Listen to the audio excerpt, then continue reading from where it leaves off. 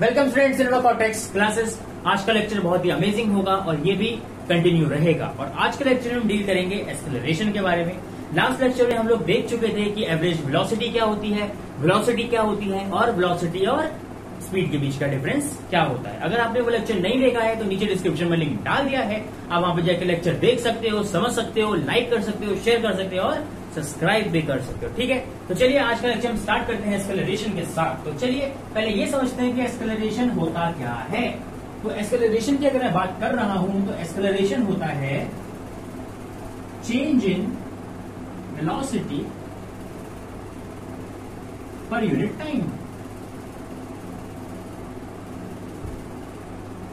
या तो हम ये भी बोल सकते हैं rate of change of velocity, rate of change of velocity. ठीक, बहुत बढ़िया बहुत बढ़िया। तो अब मैं एक बात बता दूं कि मैं यहां बोल रहा हूं change in velocity per unit time. इसका मतलब चलो एक इसको भी क्वेश्चन के साथ ही समझ लेते हैं कि अगर ये एक रोड है, क्या है, रोड है, बहुत बढ़िया भाई, और ये हमारी एक सुंदर सी गाड़ी है। चलो देखो जैसे भी है गाड़ी है, ठीक है, पहिए बना रही है, बहुत बढ़िया भाई, बहुत बढ़िया भाई। ये खिड़की है, अंदर हमारा बन बैठ रखा है क्या, सुंदर बालक। ठीक, ये हमारी गाड़ी है, बहुत बढ़िया। अब मैं ये कह रहा हूं कि वेलोसिटी, अच्छा मैं बोल रहा हूँ वेलोसिटी चेंज हो रही है। अच्छा, तो पहले तो वेलोसिटी का फॉर्मूला क्या था, डिस्प्लेसमेंट अपॉन टाइम था। बहुत बढ़िया। मैं कहता हूं कि यहां से लेके यहां तक मैं मान लेता हूं कि अब गाड़ी कितने आ गई है, गाड़ी कितने आ गई है, अब गाड़ी कितने आ गई है, बहुत बढ़िया, ठीक है। और ये बैठा हमारा सुंदर बाल, बहुत बढ़िया। अब मैं कह रहा हूं यहां से यहां तक चल रहा था 5 मीटर पर सेकंड से, किससे, 5 मीटर पर सेकंड से चल रहा था, बहुत बढ़िया। अब उसका मन किया, यहां से चल रहा था, मान लो उसने डिस्टेंस कवर कर लिया होगा 2 मीटर, बहुत बढ़िया बहुत बढ़िया बहुत बढ़िया। अब मैं कह रहा हूं यहां के बाद उसने क्या किया, उसका एस्केलेरेटर पड़ा था, उसने दबाया पांव से क्या किया, ऐसे कुछ होगा ना नीचे एक्सीलरेटर पे, उसने दबाया पांव और उससे क्या हुआ, उसकी स्पीड बढ़ गई, यानी कि उसकी वेलोसिटी बढ़ गई और बढ़ के हो गई 10 मीटर पर सेकंड। अरे मुझे एक बात बताओ, सेम इंटरवल ऑफ टाइम अगर मैं लेके चलूं तो यहाँ 5 मीटर पर सेकंड है, 2 मीटर कवर कर रहा है, यहाँ पे 10 मीटर पर सेकंड है, तो भी के 2 ही मीटर कवर करेगा। अरे नहीं, कवर कितना करेगा, ज्यादा करेगा। मान लो कि 5 मीटर पर सेकंड, या अगर मान लो कि 10 मीटर पर सेकंड से चल रहा है तो उसने मान लो 5 मीटर कवर कर लिया सेम टाइम में, बहुत बढ़िया बहुत बढ़िया। तो अब खुद देखो कि पहले वेलोसिटी 5 थी, डिस्टेंस 2 था, वेलोसिटी 10 मीटर पर सेकंड, डिस्टेंस 5 हो गया, टाइम तो टी ही लग रहा है दोनों कंडीशंस में। तो ये कैसा मोशन हो रहा है, ये मोशन जो है हमारा कैसा है, ये यूनिफॉर्म है या नॉन यूनिफॉर्म है, ये हमारा नॉन यूनिफॉर्म है। क्यों नॉन यूनिफॉर्म है, क्योंकि एन ऑब्जेक्ट और a driver is covering unequal distances in equal interval of time, और unequal distances equal interval of time में तभी कवर हो पाएंगे जब वो अपनी स्पीड में चेंज लेके आएगा। हो सकता है यहाँ पे वो 10 ना करके, हो सकता है कि मान लो वो 1 मीटर पर सेकंड से चलने लग जाए, वो डिसएस्केलरेट होना शुरू हो जाए। इसका मतलब भी समझाऊंगा अभी, ठीक है। तो मान लो यहाँ पे 2 मीटर कर रहा है तो यहाँ पे 1 मीटर कर रहा है, 1 मीटर भी नहीं तो मान लो यहाँ पे 0.5 मीटर कर रहा है। तो चेंज तो यहाँ भी आया है ना, भले कम हो गया है, भले ही इसका आंसर नेगेटिव में आएगा, लेकिन चेंज तो आया है। बहुत बढ़िया भाई बहुत बढ़िया भाई।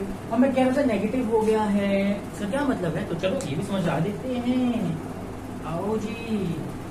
अब देखो मैं एक बात बताता हूँ, फॉर्मूला मैंने लिखा दिया, change in velocity per unit time, बहुत बढ़िया, change in velocity per unit time, बहुत बढ़िया।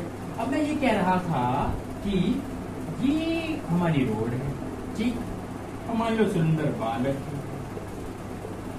बालक भाग रिया है,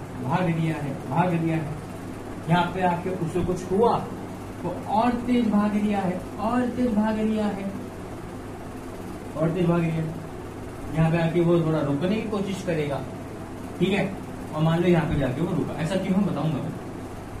देखो जब यहां से यहां चल रहा था, मान लो इसकी स्पीड थी 1 मीटर पर सेकेंड, यहां से यहां चल रहा था, इसकी स्पीड थी 3 मीटर पर सेकेंड। यहां से जब वो यहां तक पहुंचा तो मान लो इसमें इसकी स्पीड कम हो रही थी और कम होकर हो गई 0.5 मीटर पर सेकेंड। तो मैं एक बात बताता हूँ, होता क्या है, जब हमारी स्पीड बढ़ रही होती है, यानी कि मैं ये कह रहा हूं अगर हमारी वेलोसिटी बढ़ रही होती है तो acceleration in the direction of velocity है। इसका मतलब क्या है कि इसी डायरेक्शन में ही एक्सेलरेशन हो रहा है, तभी तो इसी डायरेक्शन में उसकी स्पीड बढ़ रही है। बहुत बढ़िया।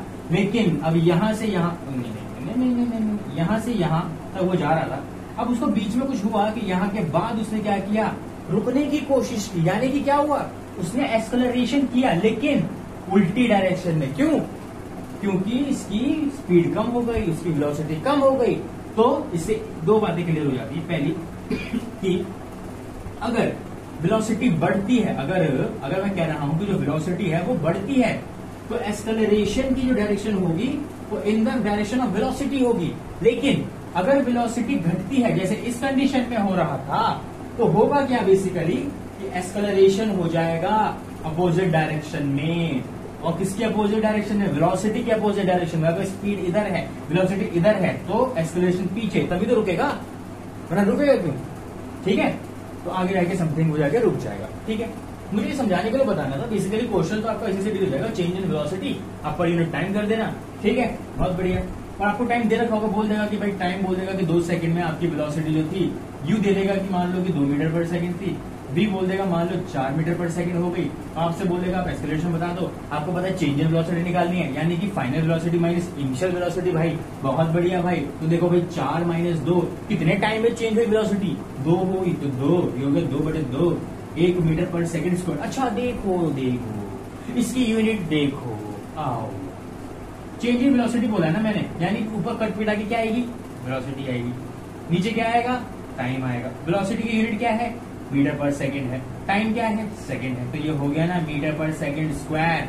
यूनिट ऐसे आई, कैसे आई? ऐसे आई यूनिट। ठीक, तो बेसिकली अच्छा देखो यहाँ तो ये था। अगर जो मैं बात कर रहा हूँ डिस एक्सेलरेशन का कि नेगेटिव, तो चलो तुम्हें बता देता हूँ कि किस तरीके से स्पीड उल्टी हो जाती है। ठीक है, एक्सेलरेशन जो है वो नेगेटिव डायरेक्शन में हो जाता है। कैसे, ये मैं तुम्हें बताता हूँ। मान लो कि उसकी इनिशियल वेलोसिटी थी 2 मीटर पर सेकंड, बहुत बढ़िया।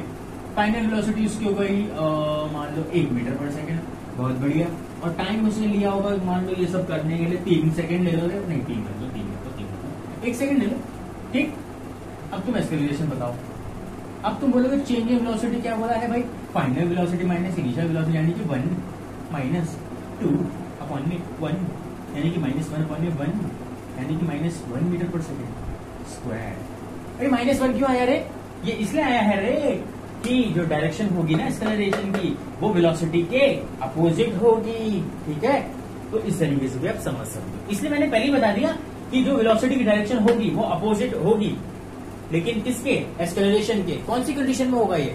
कि जब एक्सेलरेशन और वेलोसिटी की डायरेक्शन एक दूसरे के अपोजिट होगी, तो वो कौन सी कंडीशन में होगा? जब डिसएक्सेलरेट हो रही होगी ऑब्जेक्ट, या बॉडी, या एक कार, या एक सुंदर बाल। ठीक है, अब डिसएक्सेलरेट होने का मतलब क्या है भाई? कि एक्सेलरेट होने का मतलब ये है कि फर्दर क्या हो रहा है? उसका एक्सेलरेशन हो रहा है, उसकी वेलोसिटी बढ़ती जा रही है। डिसएक्सेलरेट होने का मतलब क्या है? कि अपोजिट डायरेक्शन में उसकी एक्सेलरेशन है, वो उसकी स्पीड को, उसकी वेलोसिटी को कम कर रहा है। ठीक है, अगर कम कर रहा है, अगर मान लो सपोज क्वेश्चन आया तुम्हारे को एक्सेलरेशन -1 मीटर पर सेकंड स्क्वायर है, इसका मतलब क्या है?